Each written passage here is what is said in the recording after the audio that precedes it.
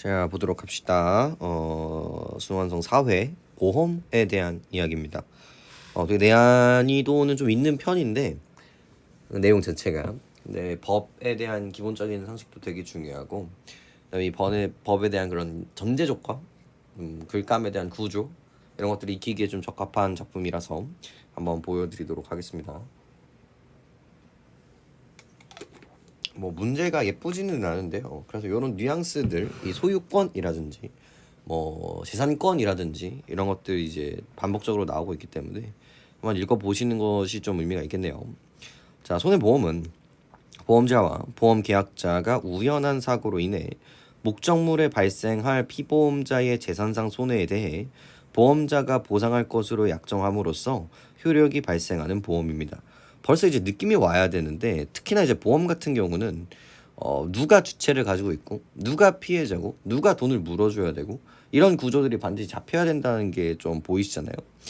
여기는 정의가 엄청나게 이제 중요하게 잡혀지게 되는 거죠. 그래서 보험자, 그리고 보험 계약자, 그리고 피보험자에 대한 이야기가 나오는 거고요. 보험자가 보상할 것을 약정함으로써, 그래서 이것들을 통해서 이 보험자가 이 보험회사, 그죠? 이 보험자와 계약을 한 이 피보험자,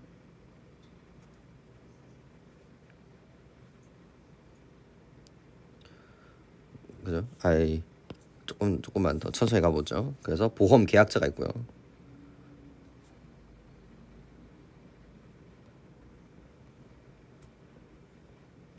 그리고 뭐 얘가 같을 수도 있고 아닐 수도 있기는 한데, 이 두 가지가 우연한 사고로 인해 목적물에 발생한 이 피보험자,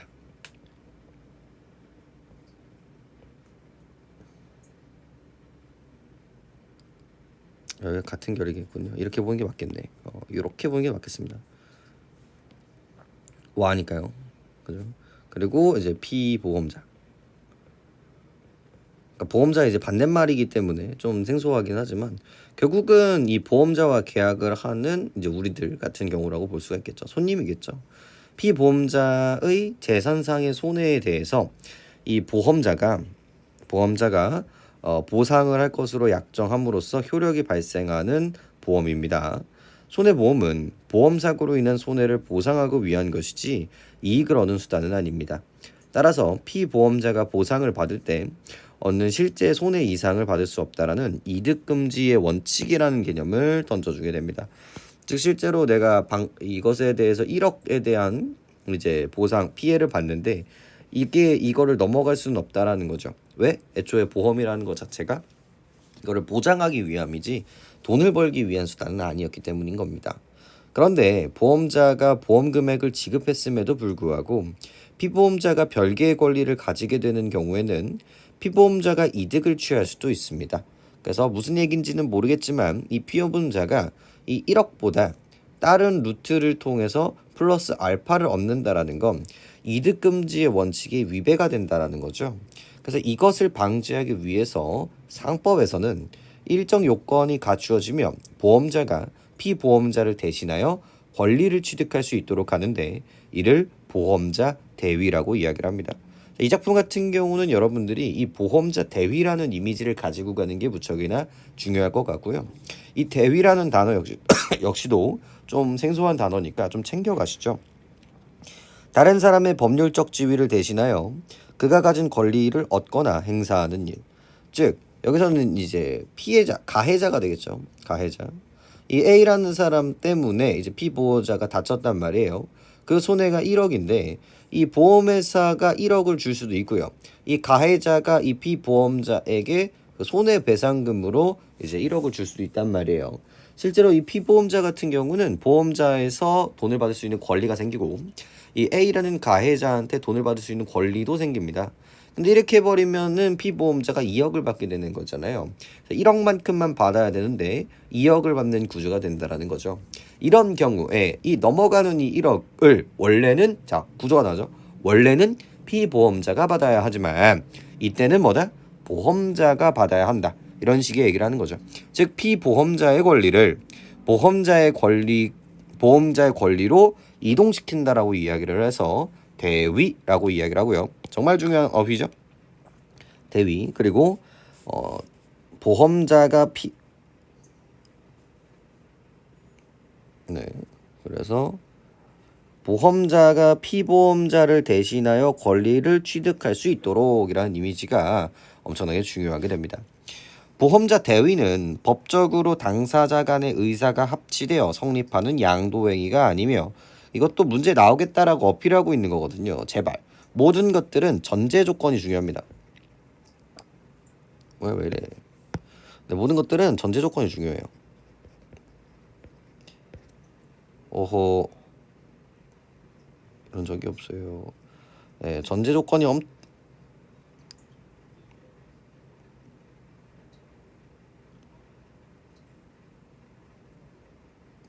아저씨 말아줄래요? 네, 전제 조건이 엄청나게 이제 중요합니다.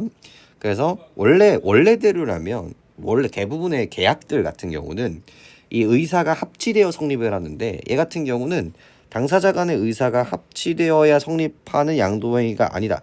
즉 합치가 되지 않아도 된다라는 이미지인 거죠. 문제가 나올 거예요. 왜 전제 조건이 합치가 없어도 된다. 있어야 된다. 뭐 이런 얘기가 된다라는 거죠. 대위의 요건이 충족되면 피보험자의 의사표시와는 상관없이 자동적으로 성립하는 것입니다. 거의 뭐 문제를 내겠다라고 얘기를 하는 거죠. 그래서 이 대위의 요건을 따는 게 되게 중요하고 그럼 나는 두 개 다 받고 싶은데 라고 주장을 해봤자 소용이 없다라는 거죠. 보험자 대위가 성립되면 피보험자가 가진 권리의 일부 또는 전부가 보험자에게 이전되게 됩니다. 자, 끊어볼까요? 잠시만요. 와서 영상 찍어요.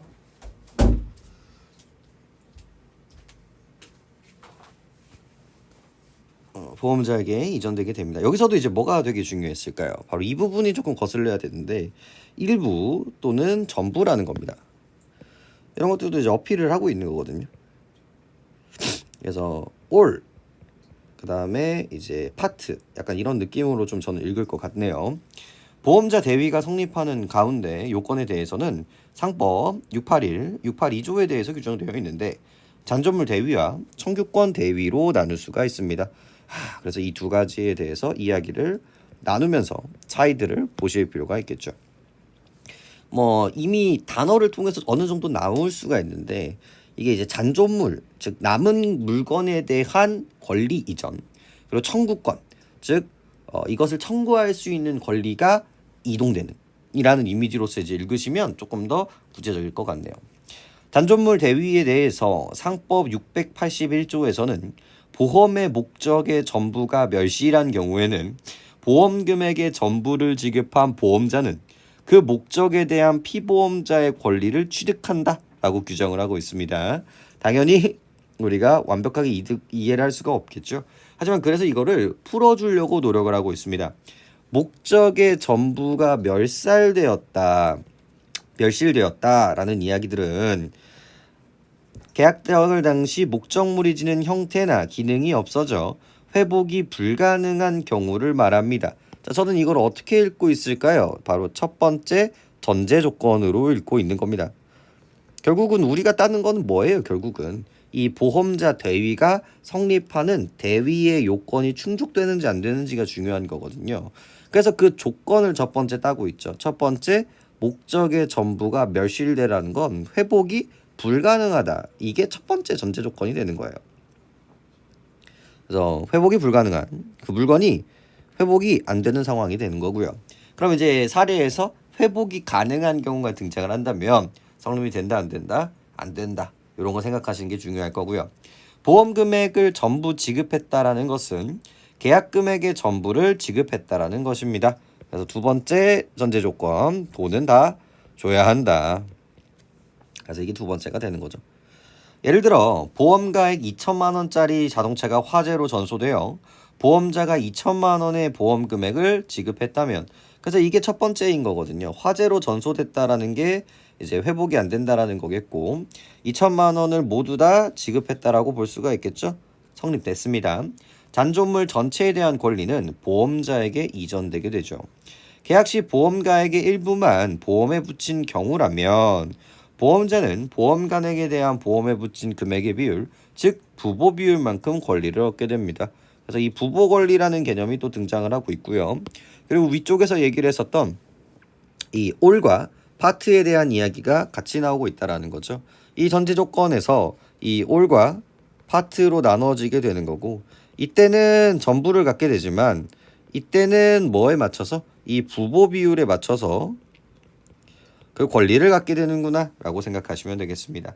만약 보험가액 2천만 원에 1천만 원만 보험을 붙었다면 보험자는 잔존물 2분의 1에 대한 권리를 갖게 되죠. 이러한 규정을 둔 이유는 잔존물의 고철과 같은 경제적 가치가 있다면 피보험자는 이를 처분하여서 이득을 볼 수 있기 때문입니다. 그래서 2천만 원 받은 건 받은 거고 이 차까지 팔아버리면 플러스 알파가 될 수 있겠죠. 그래서 아까 전 전제 조건이 뭐였습니까? 이득 금지의 원칙이 있기 때문에 그 더 넘어가는 돈들은 이제 보험회사에게 돌려줘야 된다는 거죠. 보험자가 잔존물에 대한 권리를 얻게 되면 폐기물 처리와 같은 부수적인 의무도 부담하게 되는데, 그런데 잔존물의 경제적 가치가 폐기물 처리 비용보다 작다면 대위권의 행사가 보험자에게 불이익이 될 수 있습니다. 이런 경우를 대비하여 보험자는 약관에 보험자가 잔존물을 취득한 의사를 표시하는 경우 잔존물은 보험자의 소유가 된다와 같은 대위권 포기와 같은 조항을 넣기도 합니다. 자, 그래서 이런 것들도 결국은 어떤 식으로 읽어야 되느냐면요.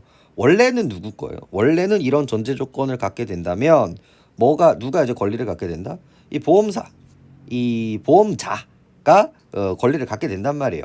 하지만 이게 받았을 때 오히려 손해인 경우가 있단 말이에요. 이거를 이제 폐차 비용도 있으니까 추가적인 손해가 있으면 더 받는 게 이제 손해란 말이에요. 그러니까 이거는 이제 누구한테 부담을 한다? 원래 있었던 사람들이나 제3자한테 이제 부담을 할 수 있다라는 거죠. 그래서 이쪽 라인들을 잘 읽어보시는 게 되게 좋은데, 원래는 얘가 가지고 가야 되지만 하지만 이렇게 보험자에게 불이익이 되는 경우에는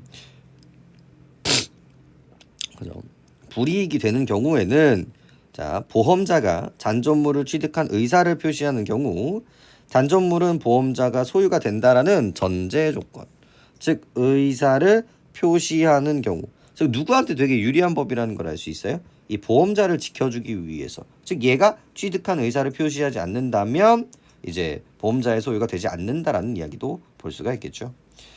청구권 대위에 대해서 상법 682조에 손해가 제3자의 행위로 인하여 발생한 경우에는 보험금을 지급한 보험자는 그 지급한 금액의 한도에서, 이것도 전제 조건이네요. 그 3자에 대한 보험 계약자 또는 피보험자의 권리를 취득한다라고 이야기를 합니다. 자, 이번 건은 조금 더 복잡한 구조를 가질 수밖에 없는데요. 이 보험자가 있고 이 보험자와 계약한 피보험자가 있습니다. 그리고 제3자가 등장을 하게 되죠. 이 제3자로 인해서 이 피보험자가 손해를 보게 되고 그거에 대한 손해를 보험자가 손해를 메꿔주는 형식을 갖고 있습니다. 그래서 보험자가 1억을 보상해주고 제3자가 1억을 같이 보상해준다면 피보험자는 만약에 1억의 손해를 봤다면 갑자기 2억이 돼버리는 거죠.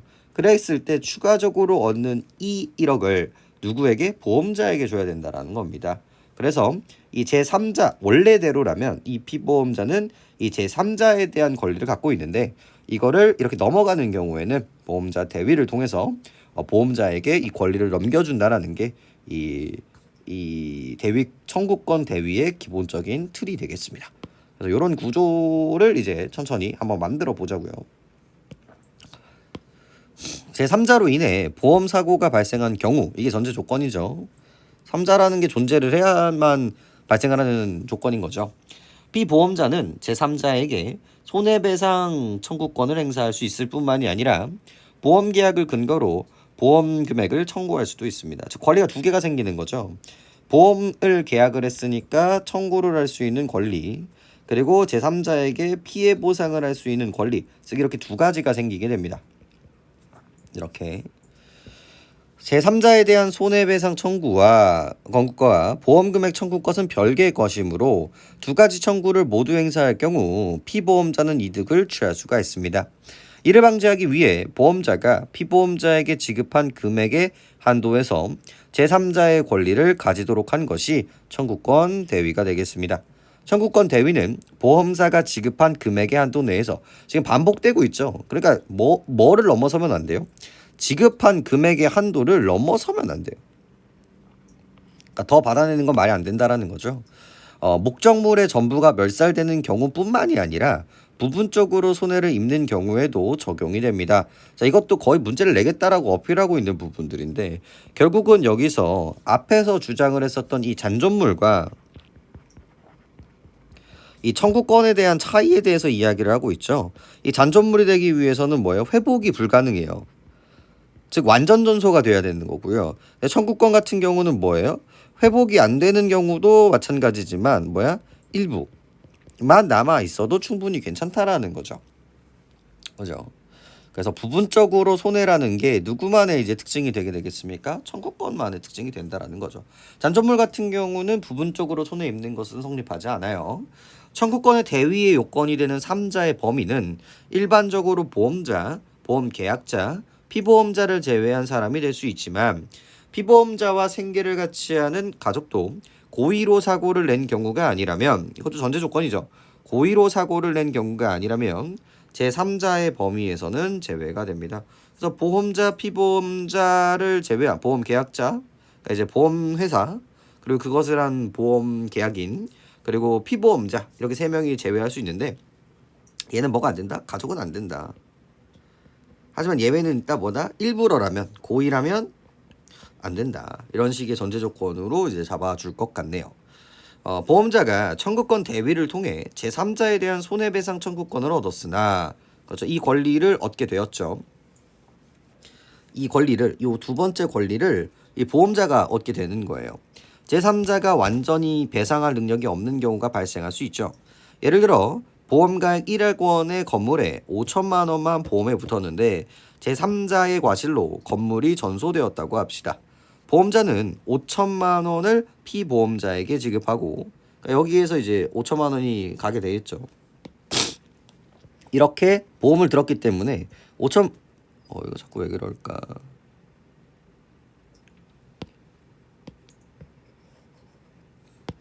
가볍기 때문에 여기가 이제 5천만 원을 줘야 돼요.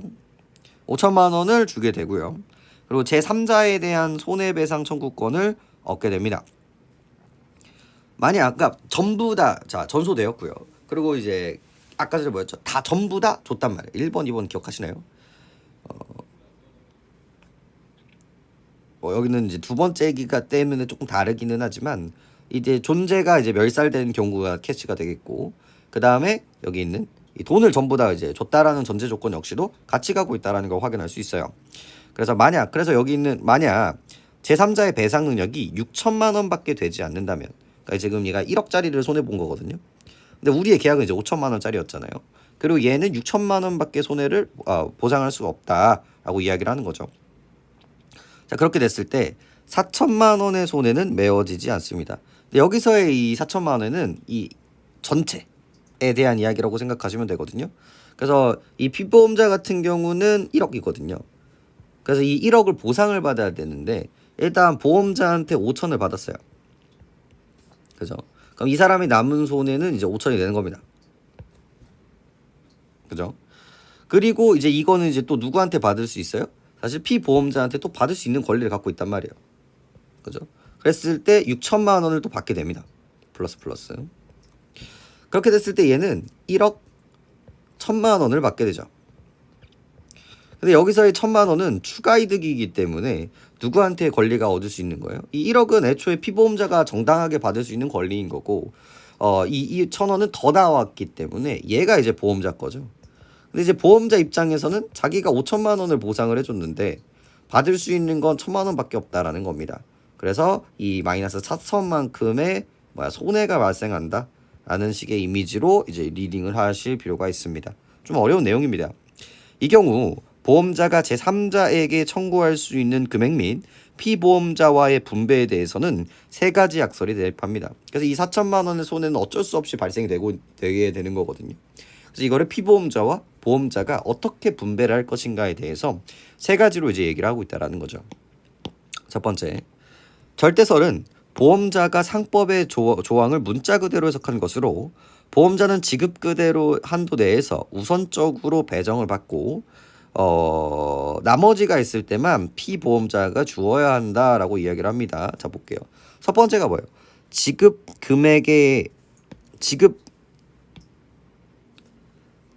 금액의 한도 내에서 우선적으로 배정을 받고 나머지가 있을 때만 피보험자에게 주어야 한다라는 거죠. 예를 적용해 보면 3자한테 5천만 원을 받고 나머지가 피보험자한테 받게 되는 거죠. 즉 이 절대설 같은 경우는 어떻습니까? 일단 우선순위가 누구한테 있다라는 거예요. 누구한테? 보험자한테 있다라는 거죠. 그래서 보험자는 기본적으로 5천만 원을 주고요. 그죠? 이걸 어떻게 하면 좋을까? 이거를 다시 지울게요. 지워서 보는 게 낫겠죠. 자, 보험자 그리고 이제 피보험자가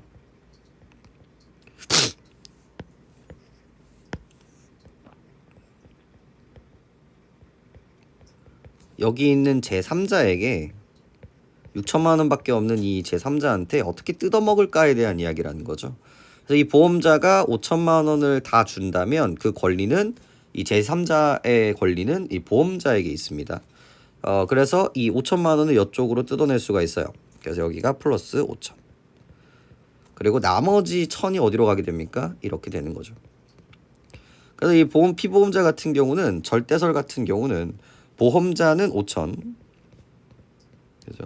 피보험자는 6천을 받는 구조가 만들어지게 됩니다. 그러니까 손해가 오히려 1억을 다 완성복구를 할 수가 없다라는 거죠. 그 다음 보죠. 그 다음에 이 상대설 같은 경우는 제3자의 배상액을 부보 비율에 따라 분배해야 된다. 그래서 위에 예에서 부보 비율이 2분의 1이므로 우리 1억짜리에다가 2분의 1이었죠. 그래서 보험자가 3천만 원을 피보험자가 3천만 원을 나눠 가지게 됩니다. 그래서 이 상대설 같은 경우는 어떻습니까? 기본적으로 5천만 원을 주는 건 동일하거든요. 하지만 보험회사는 6천의 반띵인 3천, 그리고 피보험자는 8천만 원이라는 보상을 받게 됩니다. 자, 마지막 차액설은요. 피보험자가 제3자로부터 우선적으로 손해를 받고 나머지가 있으면 보험자가 이를 대위할 수 있다는 견해입니다. 위에 의해서 피보험자는 보험금액과 손해배상 청구를 통해 손해액의 전부인 1억 원을 받을 수가 있고요. 보험자는 제 남은 1,000만 원의 대위를 통해서 청구를 할 수 있습니다. 이때 지금은 학설적 차액설이 통설로 인정받고 있는데 보험의 목적상 이득금지의 원칙에 위반하지 않는다면 피해자의 손해보전이 우선적으로 이루어진다고 보기 때문입니다. 라고 하면서 너무 중요한 얘기를 하면서 끝이 나고 있는데 차액설은 뭡니까? 일단은 다 피보험자의 손해를 복구하고 나서 그 다음에 남는 돈을 가져가라 라는 구조거든요. 그래서 1억짜리였으니까 피보험자는 일단 1억을 만들어주고 나머지 1,000만 원만 누가 가져가라? 보험자가 가져가라 라는 구조가 바로 차익설이고요. 이 우리나라는 일반적으로 이 차익설을 채택하고 있다.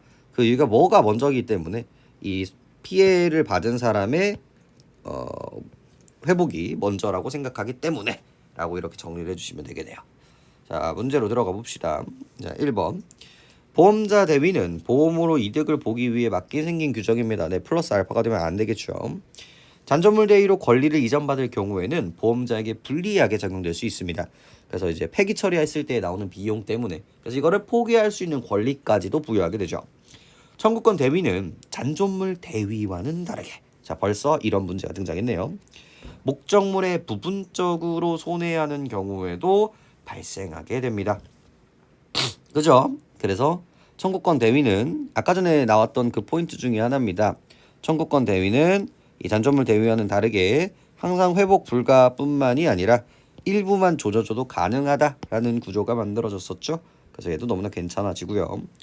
이게 이제 나왔다라는 걸 생각하시는 게 되게 중요해요.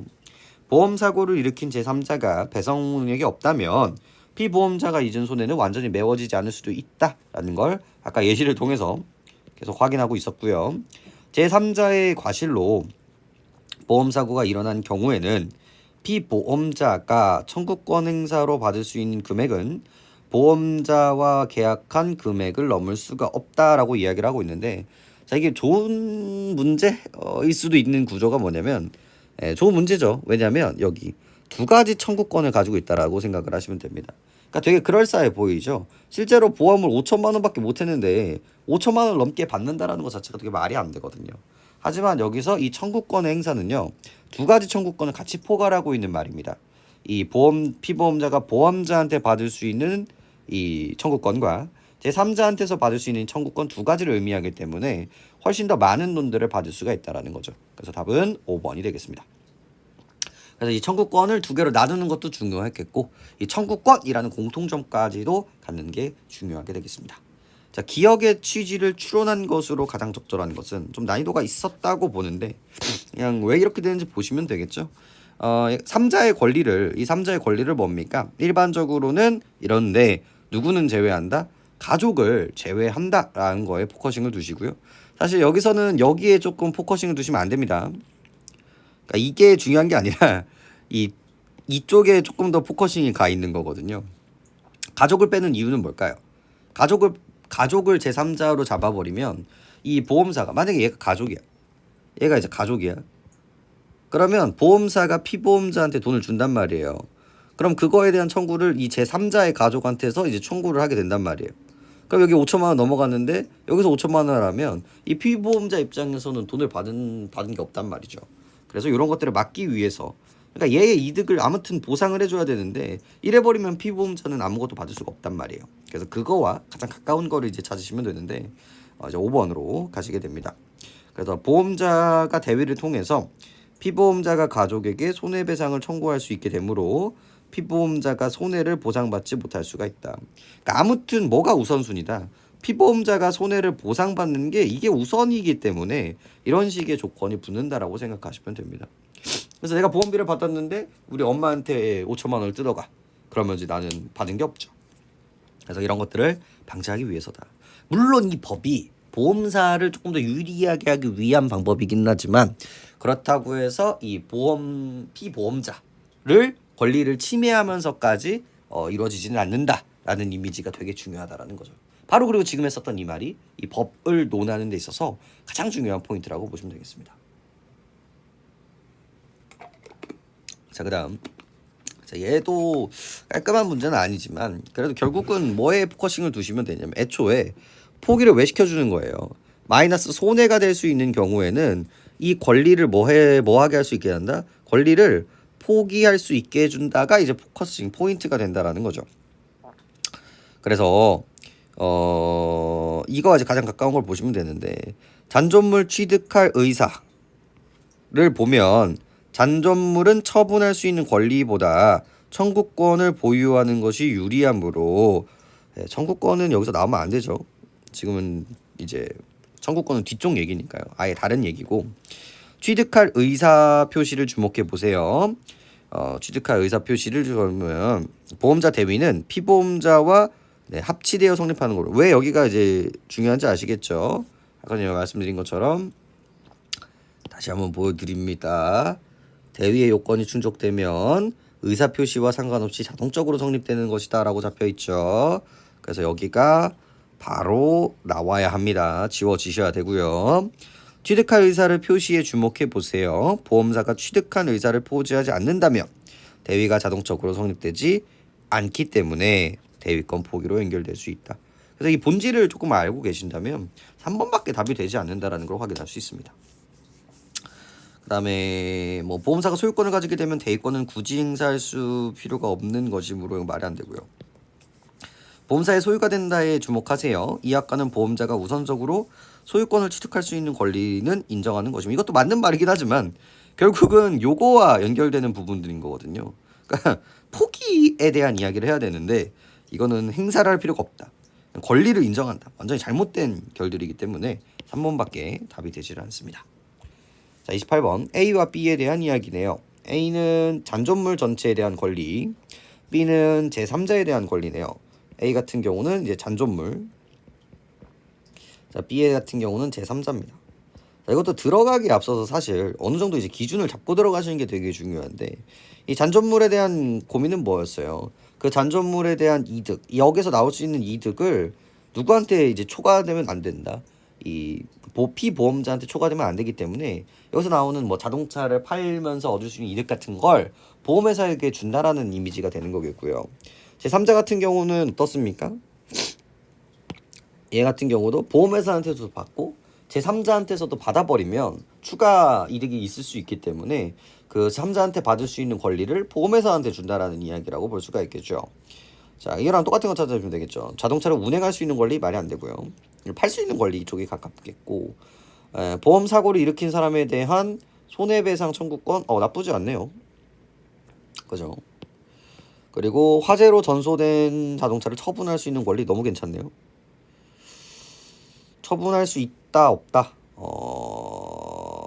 처분할 수 있다 없다. 조금 애매할 것 같긴 한데 화재로 전소된 자동차를 처분한다 안 한다.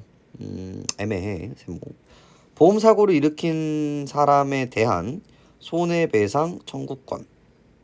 괜찮네요. 너무 괜찮고 자동차에 남아있는 경제적 가치에 대한 권리. 이것도 너무 괜찮네요. 피보험자가 얻은 실제 손해 이상의 이득에 대한 청구권. 근데 이게 얘는 좀 이상한 게 포인트가 뭐냐면 피보험자한테 청구하는 게 아니거든요. 이게 이 청구권이 누구한테 청구를 해야 돼요? 이 3자한테 청구를 해야 돼요. 솔제 이상의 청구권 괜찮기는 한데 조금 애매하거든요 얘가. 자, 보험자가 보험 금액을 지급하여 말도 안 되고 손해배상 이득에 대한 청구권 이것도 애매하고 자동차를 폐기하는 데 들어가는 권리 면제 이건 아니고요. 보험 사고로 인해 피보험자에게 생긴 보험 금액에 보험 금액 청구권은 누구와 누구에 관련된 이야기죠. 이 3자와 사람에 관련된 이야기가 아니라 보험자와 피보험자에 대한 권리이기 때문에 얘는 말이 안 됩니다. 그러면 이제 2번과 3번 중에서 이제 고민을 하게 되는데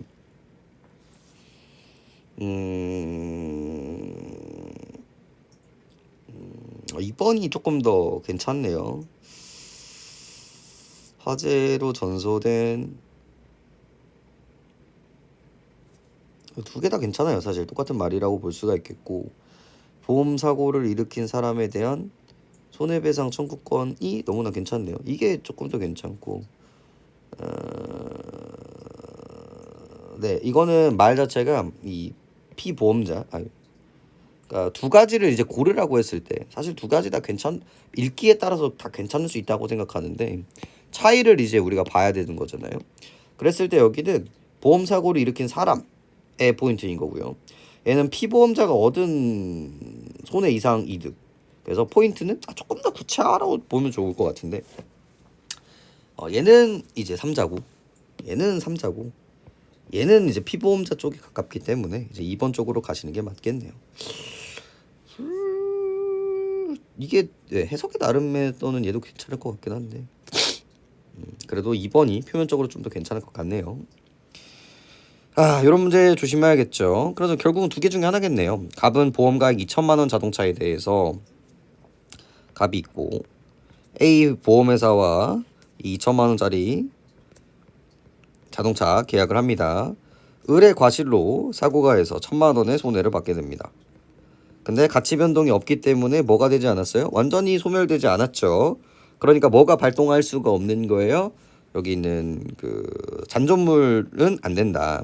그리고 A 회사는 갑에게 1,000만 원을 지급하게 됩니다.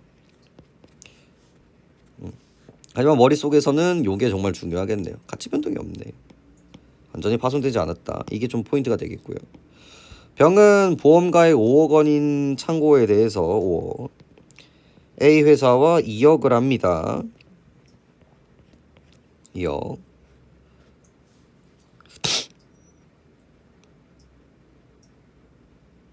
그죠? 그 다음에 정의 방화로 5억이 날라갑니다.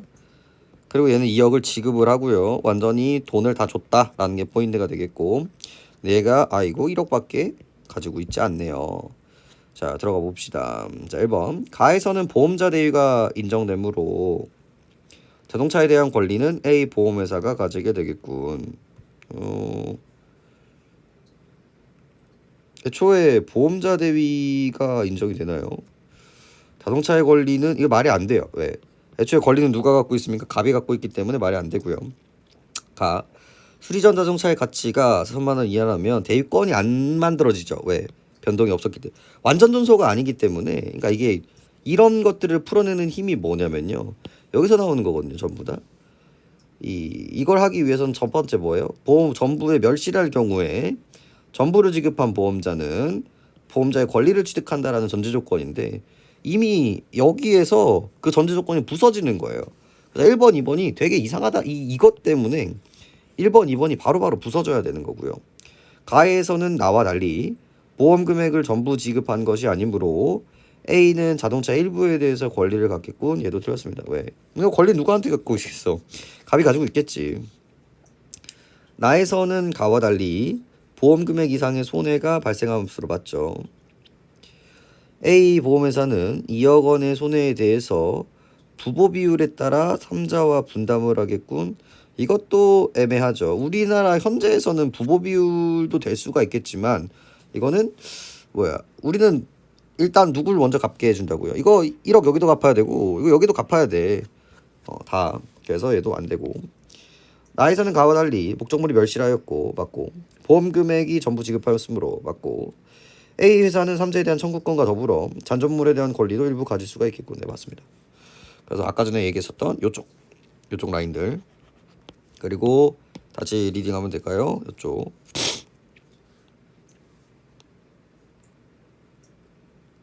여기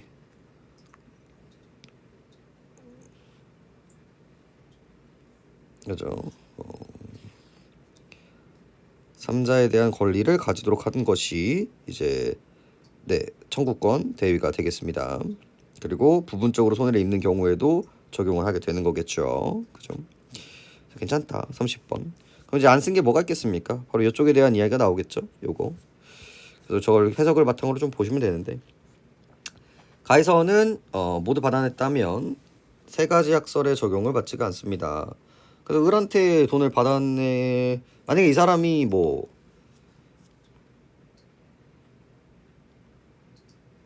그렇죠. 애초에 이미 1,000만 원을 주는 거에서 이제 끝이 나 버렸고 이 사람은 이제 리커버리가 됐단 말이에요.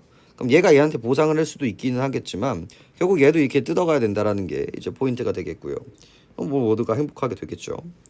나에서 절대설에 따르면 A 보험회사는 대위를 통해서 정으로부터 1억 원을 받을 수가 있습니다. 얘 같은 경우는 누구를 먼저 우선시하게 되는 겁니까? 이 누구부터? 이 우선적으로 배정을 받고 나머지가 있을 때만 피보험자에게 주한다. 누가 우선이야? 보험자가 우선이라는 걸 알 수가 있겠죠. 그러니까 이 1억은 일단 누구한테 가야 됩니까? 보험회사한테 가야 된다라는 걸 확인할 수가 있습니다. 얘도 괜찮고요. 상대설은 부보 비율이었었죠. 근데 이제 10억짜리를 5억이었으니까 1대1 비율이라고 볼 수가 있습니다. 10억이 5대5니까요. 그랬을 때 더 많이 가져가겠다라는 건 말이 안 됩니다. 똑같이 동일하게 동일하게 나누는데 얘가 이제 뭐를 일단 주게 됩니까? 일단 2억을 준 상태란 말이에요. 그래서 총 지금 리커버리 해야 되는 돈은 이제 3억인데 이 1억을 이제 1억을 요 병에게도 줘야 되고 요 A한테도 줘야 되는데 이때 해야 되는 게 바로 뭡니까? 부보 비율이라는 걸 볼 수가 있어요. 부보 비율. 그죠? 그래서 아까 전에 우리가 리딩을 했었던 이 부보 비율에 대한 정의를 다시 한번 보자면 부보 비율 어디 갔어? 여기. 즉 보험자는 보험가액에 대한 그죠? 보험에 붙인 금액의 비율, 즉 부보 비율만큼 권리를 얻게 됩니다. 만일 가액 2천만 원에 1,000만 원만 보험을 붙였다면 보험자는 잔존물의 2분의 1에 대한 권리를 갖게 된다라는 거죠. 그죠? 그래서 아까 5억 원, 2억 원이었죠. 그래서 이 5억 원은 이제 2억과 3억으로 나눌 수가 있겠고 2대 3의 비율로 이 보험사 그리고 이 피보험인이라고 볼 수가 있겠죠. 그러니까 당연히 병이 좀 더 많이 2대 3이라고 했을 때 3으로 더 많이 받는다라는 것도 확인할 수 있고요. 차익설 같은 경우는 일단 병이 다 받아야 된다는 걸 볼 수가 있겠죠.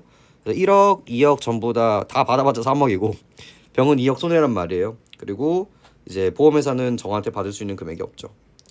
나에서 절대설과 상대성에 따르면 병의 손해가 완전히 메워지지는 않지만 차익설에 따르면 완전히 메워진다? 아니죠. 5억에서 이제 3억 받고 1억이니까 4억밖에 안 되네요. 그러니까 마이너스 1억 손해다. 이렇게 해서 5번이 되게 됩니다. 뭐 예시가 그렇게 어렵지는 않았는데요. 일단 어떻게 읽는지에 대한 이야기들을 계속 강조드렸습니다. 보험 이 법, 특히나 법에 대한 이야기들은 이 전제 조건이 엄청나게 중요해요. 이 사건에서 이 법을 적용하기 위한 전제 조건이 성립했는가 성립하지 않는가에 따라서 답이 완전히 갈려지고 있는 거기 때문에 글을 읽으실 때도 뭐에 좀 초점을 두셔야 된다. 이 전제 조건에 좀 초점을 두셔야 된다라는 걸 잊지 마시고 글감을 다시 한번 보시기 바라겠습니다. 고생하셨습니다.